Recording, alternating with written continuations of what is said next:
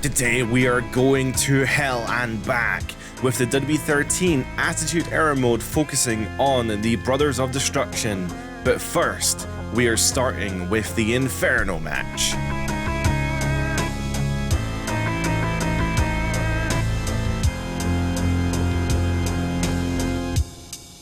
This is the Inferno match. This is a ring surrounded by fire. If you have never seen the Inferno match, it's quite something to behold. I've never seen one live, obviously, but it is literally a ring surrounded by fire. So in the game, generally you have to complete the match up until the point where the flames start going above the ropes. Now, usually there is a heat indicator on the screen to tell me what the temperature of the heat is, but it doesn't seem to be here right now, so I don't really know what's happening there. As Kane kicks her ass here, this is a good opportunity for me to say that, let's see, I'm going to put out a challenge for you guys. I want to see if this video can get 20 likes. If you like what you see, then smash the like button and let me know that you like the video. But this is so cool. You can literally see the frame of that Inferno, or I guess the frame of the flames on the edge of the ring there, which is not something that is always there, but you can actually see like the frame, which is really, really cool. So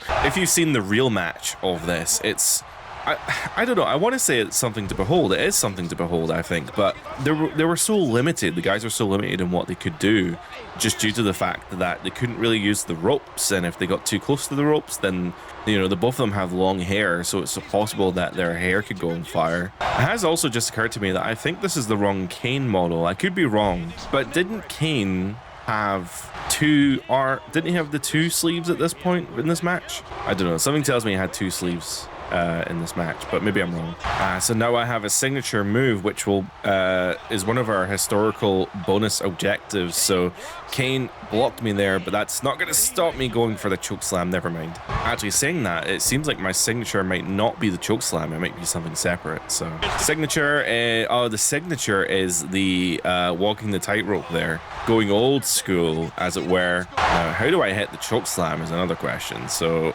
that's a tombstone, so that is not what I want. So we're gonna have to do more damage now to get ourselves to the point where we have another signature. Oh, I've thrown away the Kane. I didn't mean to do that. Undertaker just threw Kane out of the ring and within 20 seconds perform a running dive. Whoa, it went super glitchy. I don't know if you saw that.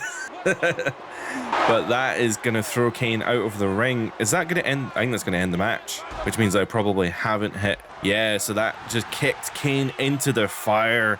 Kane's on fire, and that's the end of the match. There's a whole other aspect of this match that is not even displayed here with Undertaker and Stephanie McMahon's teddy bear. But yeah, we just won the Inferno match. The only thing we missed there was the choke slam. I didn't expect to do the animation there, so that's my bad. But we wouldn't have gotten anything for doing that extra objective. We just missed out on doing a choke slam, but that's okay. That Inferno match is so much fun. So let's move on to their timeline here.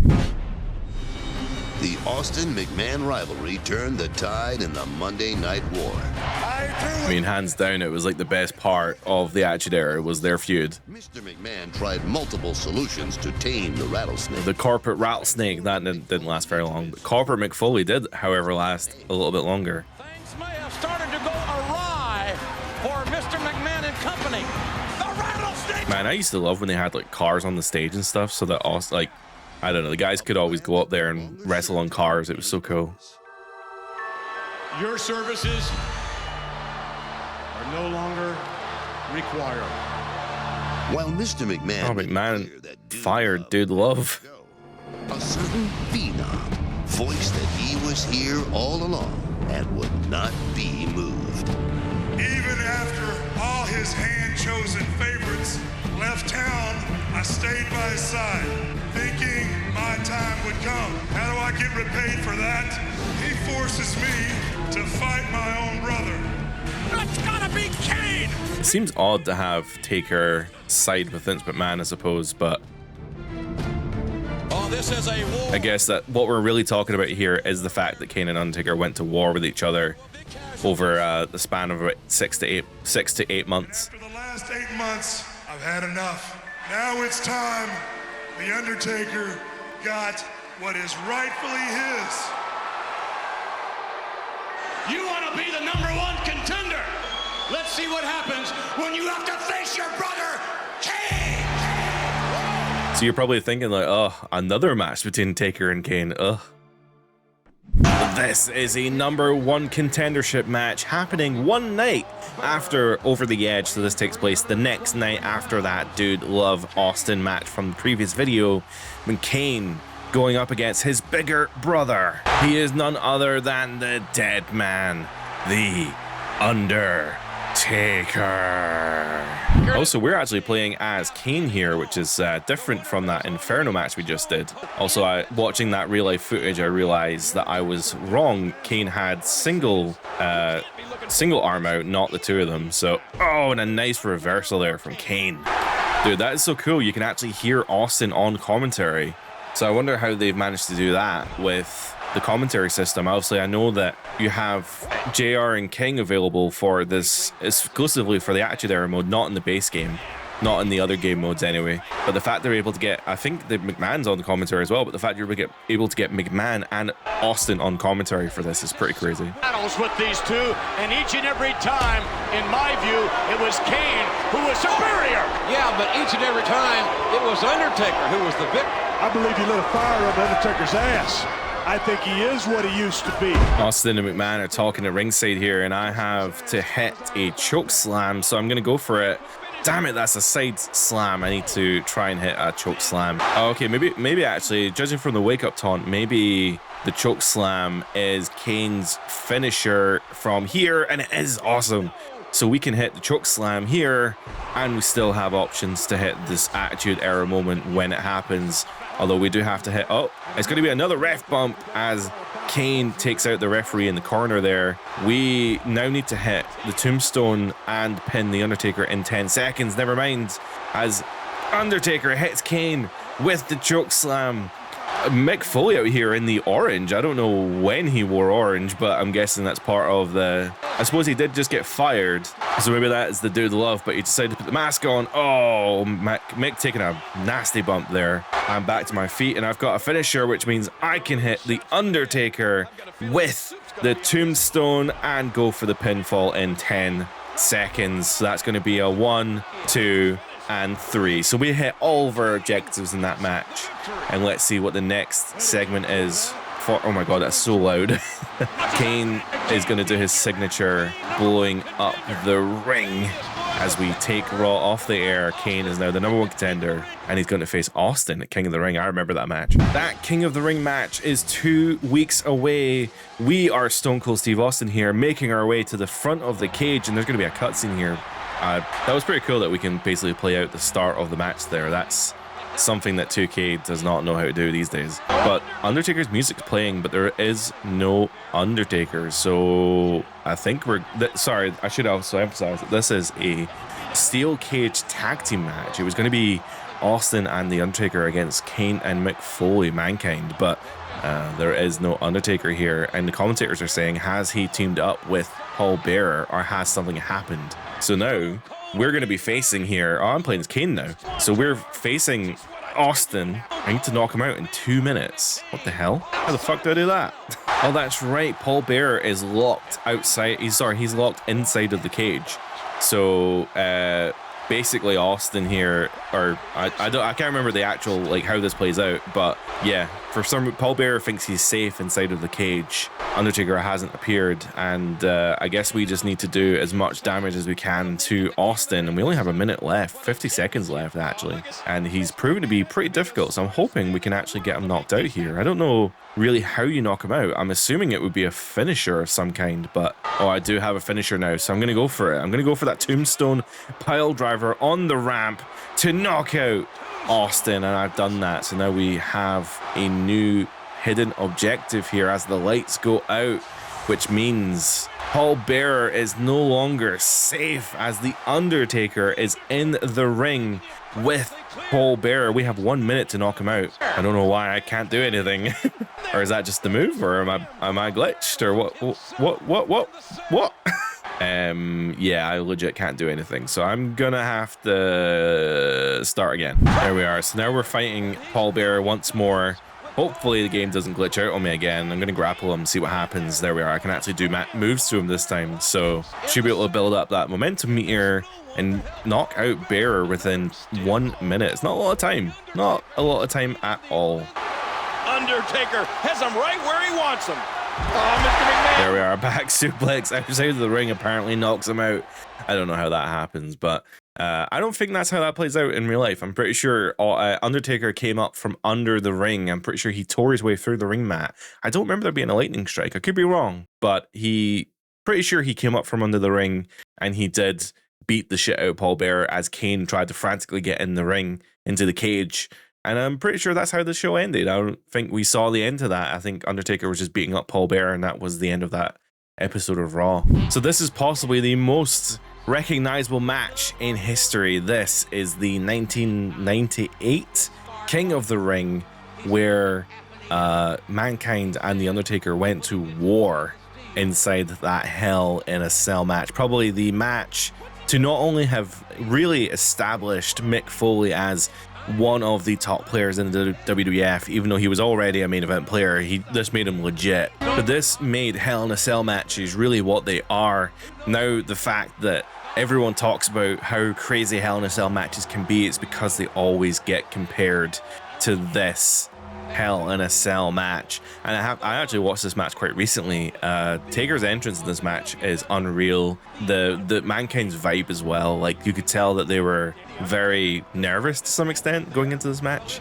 And also, as the story goes, The Undertaker had a broken foot, so he was doing all this crazy stuff like climbing the cage and stuff with a broken foot. So Taker now climbing the cage, meeting Mick Foley on top of the cage here with the steel chair, and Mick he swings but he misses, which means Taker has the opportunity here to attack Mick Foley. Our first objective, if you can believe it, is to throw Mankind off of the cell through the announce table, which you will not believe oh my god, it's happening right here as he goes through the announce table. I cannot believe that was like the first thing that we do, and it did actually happen that way as well. That really set the precedent for this match and led to the best call of all time by JR. As God is my witness, Mankind is broken in half. Okay, the re-recording doesn't do justice, but JR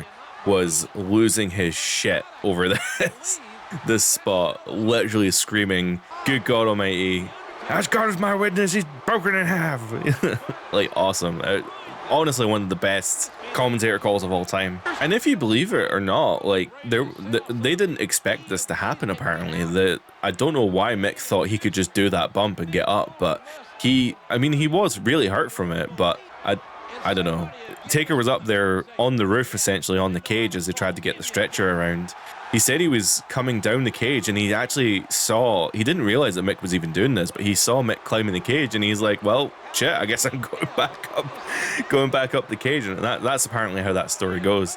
I like the camera angle here as well. Like, it's quite flat on the top of the cage, which is a little bit odd. It doesn't really emphasize the height that we have, but I do like how close it is to the characters. It's a little bit hard to position yourself in the center of the cage as well, because it's only the center panel that breaks, so it's a little bit harder to position yourself in the center if I can't really see where the center is. So I'm having to look at their feet a little bit to kind of determine where that might be. We need to make sure that we don't break the panel early, actually. We need to try and move ourselves away from the center. Probably should have thought that one through. Part of me for a second just thought, oh, and Mick, this didn't happen in real life, but we're sending Mick down for a second time. That obviously did not happen in real life, but we can do it again as we send Mick off onto the concrete floor. That is insane, but it looks awesome in the game anyway. And we can't do a dive off the cage. That's a shame. I would have done an elbow drop if I could. Well, the joke's on me, I don't actually know how to get down off the cage. Oh my god, Mick's throwing me off the cage now. That did not happen in the real match, but Mick taking the opportunity there to throw me off the cage. Oh, we got the choke slam here on the center of the door. Mick goes through the center of the cage. If you believe the stories again, that was not even intended. They didn't even expect Mick to go through the cage like that, but he did, and we're gonna see more cutscene here. Actually, Terry, I don't think they've got Terry Funk here. I'm pretty sure he's in the game, isn't he? But yeah, Terry Funk was here as part of the people looking after Mick after he fell through the cage, and he ends up getting chokeslammed out of his shoes. Instead, we get some random doctor here as the referee is in the center of the ring. I think we can just pin Mick off of that. I think the game will probably just give me the win, hopefully. No, it doesn't. It doesn't give me the win. I mean, to be fair, the match did continue after that. It's a shame that there's no thumbtacks here because, amazingly, right, even though Mick was completely knocked the fuck out, there was a thumbtack spot in this, quite a few thumbtack spots in this match, and probably go down as one of the just most insane hardcore Hell in a Cell matches of all time, and just there was no way you could top it. The people in that building were so lucky to have seen how amazing this Hell in a Cell match was. I mean, realistically as well, this match probably took years, literally years off of Mick Foley's career, to the point where even like his teeth were pushed through his nose and they were hanging out of his nose. I mean, it was just insane, some of the stuff that they were put through in this match. But we can thankfully put Mick out of his misery here with the old school, and we get the win, which is the ending to possibly the most insane Hell in a Cell match of all time. That actually leads us to the main event of this match. As you saw earlier, Kane is the #1 contender for the WWF Championship, and he's going up against the Texas Rattlesnake. Stone Cold Steve Austin he's talking to the ring with purpose with that amazing looking big gold WWF Championship. The belts in this game look awesome, by the way. Oh, and did I mention that this is a first blood match? So as you may have noticed, we are playing as Kane here, but also a first blood match does not necessarily fit one person in this match. One person especially kind of sort of has their face covered. So I'm going to go for a weapon here. The only objective we have is to complete the Attitude Era mode. Now, I remember how this match plays out, so I know roughly how the Attitude Era moment is going to play out. But yeah, first blood match between Kane and Austin here. And this is after that Hell in a Cell match. I don't remember if there was another match in between, but yeah, the fact that there was... These two matches happened on the same card is kind of insane. Oh, we got Mankind here coming out to the ring with a steel chair, no less.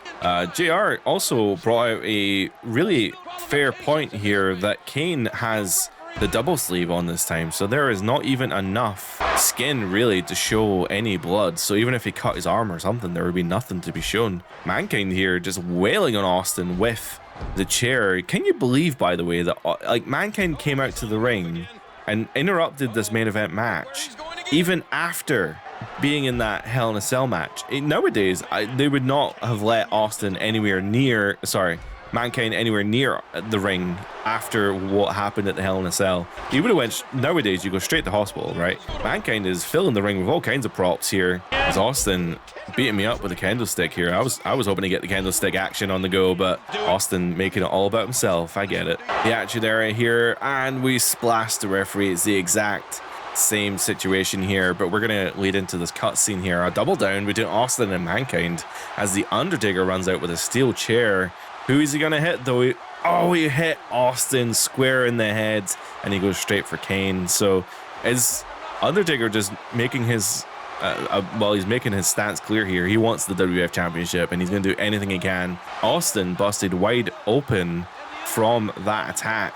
Well, is the referee... Oh, Kane hitting Undertaker with the chair there. Austin with the retaliation here, taking Kane down. Austin is bleeding so much. I don't know how... Oh, Kane being taken out, but the ref's gonna see the blood, and that means Austin's gonna lose here. Yeah, Austin loses the first blood match, and Kane wins his first ever WWF Championship. I remember that match taking place in the cage. Am I wrong about that? I thought at the start of the match, I thought the cage came down, or is that maybe later on? This is the very next night on Raw after King of the Ring, Austin, in a rage after losing his WWF Championship, he challenges Kane to a rematch, and the rematch is happening here the next night on Raw. and it's going to be Austin versus the newly christened WWF champion, Kane, looking pretty snazzy with that belt on. It's cool that he's got his own entrance here with the title as well. I really could have sworn that King of the Ring match took place in the Hell in a Cell. I thought the cage came down. I remember them having that tag team match where the Undertaker locked Bearer in the cage before King of the Ring. I remember that, and I could have sworn that First Blood match took place in the Hell in a Cell, or at least part of it did. I'm pretty sure at the start of the match the cage came down and everyone was like, what the hell? But maybe I'm wrong. Maybe I'm wrong. I don't know. That's our first objective here, a diving attack off of the apron. Our next one is to hit Kane off of those steps, but it's a little bit harder to hit the steps in these games, so I'm going to try and Irish whip him into the steps. Maybe we'll do it from here if we throw Kane. He tripped over them, but he didn't flip over them. There we are, flipped over him. He despawns the lower half of the stairs, is a little bit odd. But if we now get a signature, we can complete the rest of the objectives here, because we can hit a Luthez signature and then we can perform a finisher within 10 seconds. So we just need to get we need to hit him with a Luthez. We're gonna do that right here, right now, taking the smackdown to Kane as the Undertaker enters the ring. But I'm gonna go for a finisher.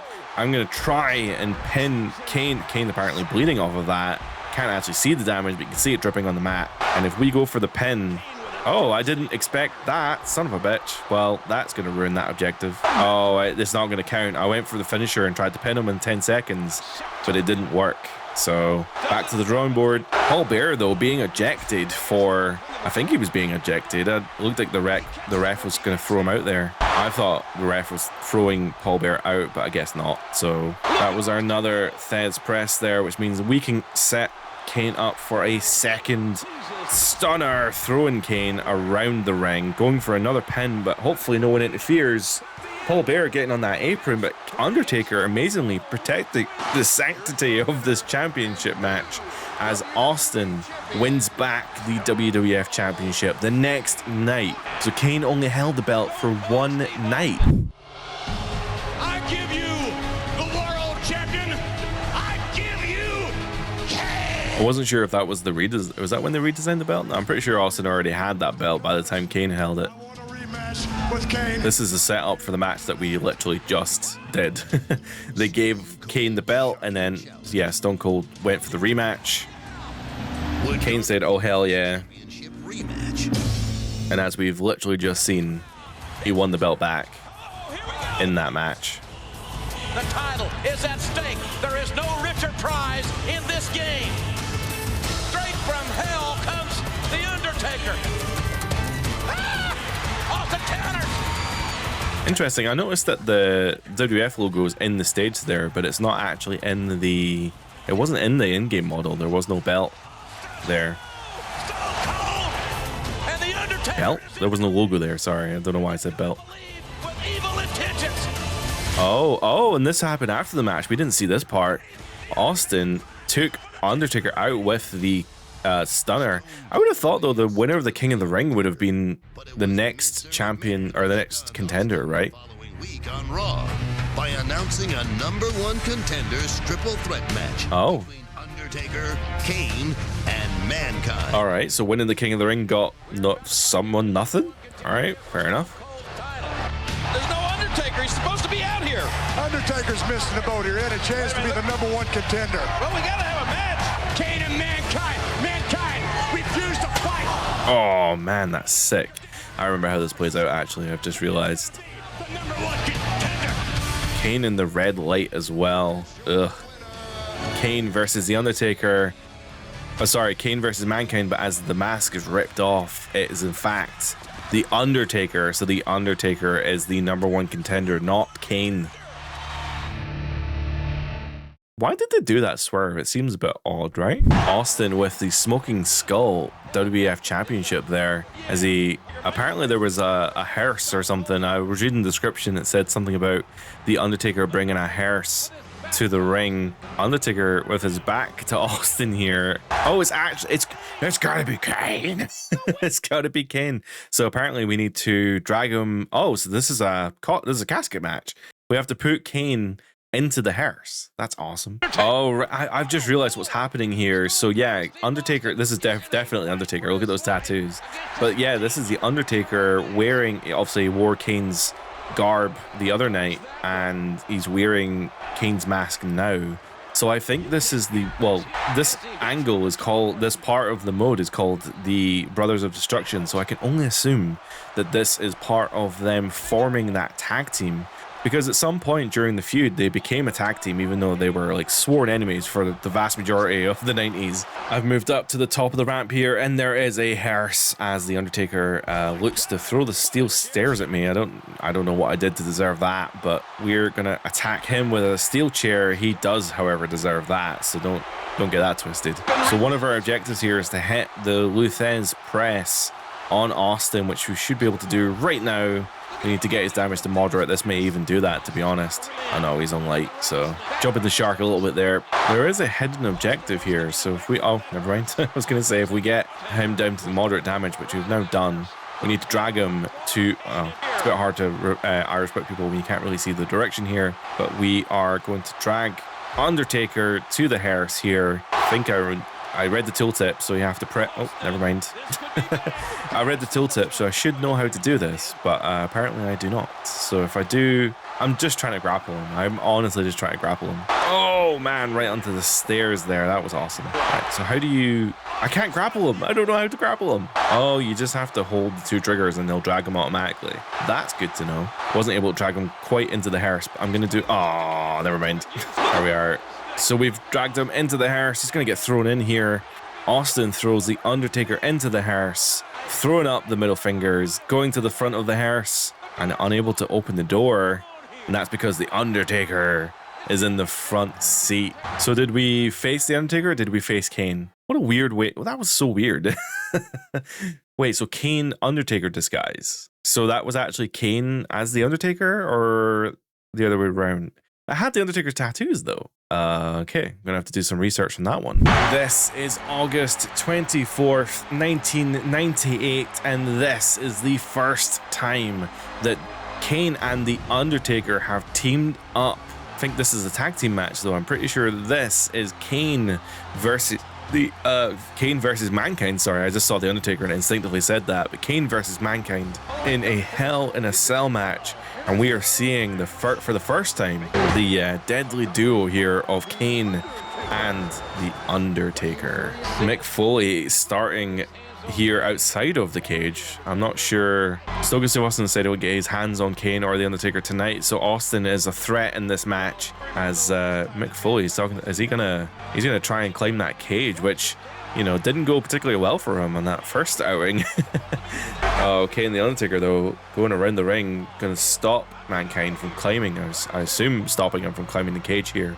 Oh, and he gets thrown Shawn Michaels style through the announce table, so that was quick. Honestly, didn't look that impressive in the cutscene. I'm sure it looked a lot better in real life, but here, not so much. The motion capture is spotty to say the least, although this is actually pretty good motion capture, all things considered. If we go back to those early SmackDown vs. Raws, their motion captures don't look the best back then. Well, Kane and the Undertaker starting out here in this Hell in a Cell. Undertaker now locked outside of the cage, and we're going to start this Hell in a Cell with we're playing as Kane, sorry, so we have the upper hand here. One of the objectives here is to hit Mankind with a chair. So we're going to go outside the ring and try and get a chair. I went off to the other side and got a sledgehammer because I forgot in these early games that you have to go to certain sides for certain objects. But there we are. We have completed our first objective there, hitting Mankind with the steel chair, which means next up we need to hit Mankind with the steel steps, which I didn't even realize the steel steps were in the Hell in a Cell match, to be honest. Alright, we've got the stairs in the ring. We need to get Mick in the ring, and there we are. We've nailed him with the steel steps. Now, the hardest part of this challenge is going to be hitting Mick with 3 choke slams, because that means we're going to have to get 3 finishers, which is quite a task. That's our first choke slam here. We now have to get 2 more. It's just a bit of a drain, to be honest.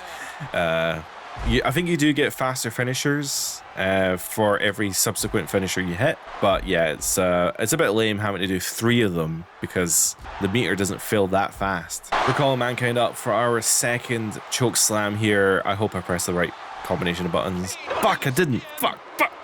This is our second choke slam now, actually pressing the right button. Oh, he landed on that sledgehammer. That was sick as hell. So we just have to do one more choke slam, go for the pin, and then I presume it's going to play a cutscene. All right, wake up taunt for our final attempt. You can't see it here, but I'm going to go for it. I'm going to go for the choke slam. Grab him by the neck, lift him up, and throw him down. That's going to be that. We're going to go for a pinfall off of that. And I think, as I said before, it's going to trigger a cutscene, and it does. So Austin appearing from under the ring. Undertaker not able to get into the cage as Austin... I don't know where Taker's going. What the hell? Austin breaking the laws of physics off of those ropes, and he's beating the shit out of Kane as Undertaker is helpless. There's nothing Undertaker can do, nothing Kane can do either, as he's hit with a Stone Cold Stunner, and presumably that is the end of that match. So who won? There was no ending to that match. August 30th, 1998. This is SummerSlam as The Undertaker enters the arena. He will be fighting none other than Stone Cold Steve Austin for the WWF Championship, and he's entering with my favorite version of his music, which is the Ministry version of the music, and it has like this heavy metal riff all the way through, and it is just amazing. And as the glass shatters, Stone Cold Steve Austin marching his way to the ring with the Smoking Skull WWF Championship, looking to retain here. And there's a funny story to this match that we can tell. I don't think there's an Attitude Era moment to tell you this story, but essentially at the beginning of this match, or maybe not the beginning, but fairly into this match, they went for a spot where, I'm trying to remember what happens. I think the Undertaker goes for like one of those like bend down moves. He's gonna like, Austin hits the ropes, Undertaker bends down, and he's gonna throw Austin over his head, and Austin catches that, and he realizes that basically that move right there. But Austin sees he's going to do that, so Austin kicks him, and what ends up happening is Undertaker's head whips back so much, and as he's lifting up, Austin actually clips Taker's head with his head, so they end up colliding heads as Taker's selling this kick. And Austin gets pretty badly knocked out. I haven't seen the match in a while, so I couldn't tell you exactly how it plays out, but I do remember Austin getting knocked out quite early on in this match, and Taker having to basically walk Austin through most of the spots, if not all of them. So that's an interesting story you have for this match now. So we're tearing apart the announce table here as we set Undertaker up for, well, anything really to go through the announce table. I don't know how you break the announce table in this game. I'm hoping it's just really simple. If I just do this, oh yeah, if I do this and, oh, maybe you need to have a finisher. That's kind of annoying. Do you think, oh, there's no way Austin's making that jump. Holy shit. Holy moly. Well, I certainly did not expect Austin to have made that kind of a leap, but that leads us into the Stone Cold Stunner, sending Undertaker across the ring. It happened again. The sell on the stunner makes the person sit up, which means that you can't hit a pinfall. That's fine. We'll just have to hit another finisher to get Austin that pinfall in 10 seconds. All right, Austin calling up Undertaker for the stunner here. If we nail it, that's going to be the Undertaker taking it again. The timer comes up again once more, and we can go for the pinfall in 10 seconds, which means we get the win here. We've retained our WWF Championship. I got a winning combination. A wake up taunt, finisher, and a pinfall all in one go. Austin retaining their Smoking Skull WWF Championship. Oh, he's doing the rock pose. That's odd. But no sign of Kane. No sign of Kane whatsoever. Just the Undertaker. So this is copyrighted. Can't show this. Don't show this. The last time I tried to show this intro. In fact, this is the new Raw intro, right? So we've moved into a new era. So this is I didn't show it in the first episode because it got copyrighted to oblivion, but it had the original Raw intro, and now it's moved into this new Raw intro. So this is presumably telling me that this is a new era of Raw, which is very cool. Oh, we've got a promo here. We've got McMahon in the ring here. To the public that the WWE Taker did stand like that. That is accurate. A number of reasons, but principal among them is this new stipulation that was added just a moment ago. And that is, Undertaker, you are prohibited from defeating your brother Kane in this match. And Kane, you are Vince looks nothing like Vince in this game. Everyone else looks totally fine, but Vince is just, he just looks weird, man. So that's an interesting stipulation. Kane and Undertaker can't pin each other. They can only pin Austin. And I presume that's just another way of McMahon getting in Austin's head, trying to screw him over. Your way. And on Sunday night, September 27, Austin, and there's been an announcement that you are no longer the WWE champion. I want you to remember one thing. Vince McMahon didn't screw Stone Cold Steve Austin. Stone Cold screwed. Don't put your hands on Austin. He's just gonna, yeah, exactly. He's gonna take you out. But unfortunately, the corporate stooges here, the Brothers of Destruction, taking out Austin. Of course, the hired protection there, the corporate protection, the Brothers of Destruction with a double chokeslam, no less, taking Austin out in the center of the ring. And of course, McMahon at the end of it all, looking really weird, like he's got a cat that's gonna throw up. So I actually forgot that this pay-per-view existed. WWE breakdown, or WWF breakdown, I should say. This is an in your house, but we are now playing that triple threat match between Kane, The Undertaker, and Stone Cold Steve Austin. So let's get right into that match. Yep. We are playing as Kane here. I don't know why Kane is even attacking me. You can't win by attacking me, so there's no point. May as well just double team on the Stone Cold Steve Austin here. I don't know why I said the, but we need to hit a double team move here. So I really need, well, unless Undertaker is going to work with me here, I think I just need to grab Austin while the Undertaker has him grabbed, and that will initiate a double team move. Oh, sorry, I need to do it while he's in critical damage. There's not even any point in waiting now. We may as well just do the damage now. All right, we've got Austin here at critical damage, so we need to now initiate this double team move, which is a little bit harder to do when when I figured out what was happening in that casket match earlier, because Austin was damaged and groggy, it meant that I was doing like groggy grapples to him and not, you know, like grapples. If that makes any sense. Undertaker, please help. Taker with the double team, please. Thank you. That's going to trigger a cutscene here. Oh, we're going to do a double choke slam to the Stone Cold. Oh, they're both going to pin him. Well, Austin just lost, but who's the new champion? We both won. McMahon calling for the belt.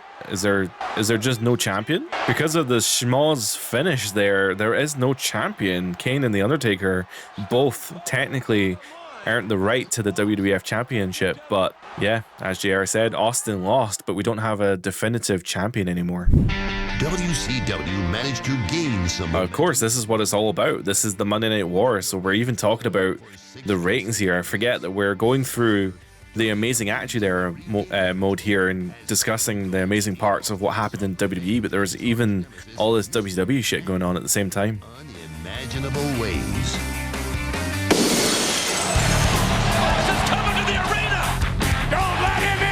I love that just every single week Austin drove a new something or other to take out McMahon. There was either the beer truck or the Zamboni or cement truck or maybe an ambulance or something. It's insane. Oh, of course. You need to listen to this bedpan strike. It's insane. Take it from here, nurse.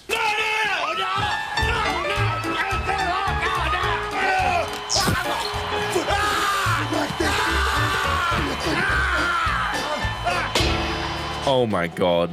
It's so comical. It's so fun. It's like a fake sound effect how that bedpan whacked him in the head and made that sound effect. It's insane. Championship match between Kane and The Undertaker at Judgment Day, leaving the former champion in a compromised position. So Kane and Undertaker are fighting for the champion. Ship. And Austin's... Oh, Austin is the referee, maybe? Is he a special guest referee? And he needs to be fair, otherwise he's going to get fired, because apparently, you know, as if Austin hasn't been threatened with being fired before. October 18th, 1998, we are here at In Your House Judgment Day, and, well, to be fair, this must be one of the last In Your Houses. I feel like right about 1998, 1999, they must have stopped using that In Your House title for these pay-per-views, but regardless, we are playing as The Undertaker. We are facing Kane. with Austin as the special guest referee. Our historical objectives here are to avoid using any finishers, and if we strike Kane with a chair while he has critical damage, and the match objective is just to pin Kane while he's in critical damage. So at this point, all we need to do really is to get Kane into a critical damage state, grab the chair, and then we'll see where the story plays out from here. But this is the last match of the showcase, or the last match of the Brothers of Destruction showcase here. If you have liked what you've seen, please consider liking. We want to try and get at least 20 likes on the video, and if you scroll down and you see more than 20, then add to it, add more likes. What's wrong with that? We got Kane out to moderate damage here as Paul Bearer appears with a steel chair. Maybe that's the chair I need to use on Kane here. I don't know if this is a no DQ match though, so I might need to be careful about how I hit Kane with this chair. Paul Bearer in the ring. He's gonna hit me? No, he's gonna hit Kane with the chair. I'm guessing this is no DQ now that I've lost control. I can't control. I'm hitting Austin. I didn't mean to. I think it was the auto targeting there that kind of confused me. But we now need to hit. Oh no, sorry. I need to hit Kane with the chair in critical damage. So never mind. I need to. Oh, he just backdropped me onto the chair. That's pretty sick. There we are. Kane now has critical damage. So we need to avoid using finishers, but we can strike Kane while he has critical damage, and that's exactly what we've just done there. So if we now go for the pin while he has critical damage, I think it's going to trigger a cutscene of some kind. It does. Austin now needs to choose. Is he going to count the pin or not? Oh, he's not going to count the pin, of course. The Texas Rattlesnake, always the rebellious. No, going for the stunner on Undertaker. Oh, wow, that was quite the motion capture. But a stunner, and Austin counts us both out. Oh my god, so there is still no champion. God, why did we watch the Attitude Era? That's a terrible finish. Austin declaring himself the winner. I don't think you can do that when you're the referee. I don't think you can. You're not even in the match. And that brings us to the end of the Brothers of Destruction part of the Attitude Era mode in WWE 13. I hope you enjoyed the video. If you did, please consider liking the video. If you didn't, please consider download voting the video, because then it tells me what I'm doing right or wrong. And of course, as always, please consider subscribing, commenting. There are links down in the description below that takes you to my Patreon, Discord, whatever you want to join, whatever you want to do to support me if you can. That would be a great help. Next week, we'll be continuing the Attitude Era mode, going into the Great One. This is the Rock portion of the Attitude Era moment, going all the way from 1998, leading all the way up to I don't know where it actually leads into. It'll lead into Mankind's story mode, and that'll be the week after. And we're also going to get to WrestleMania 15 there as well, and that is the culmination of the Attitude Era. Well, mode, not the actual era. With that being said, that is us for today. I hope you have a great day. I hope you enjoyed the video. Bye for now.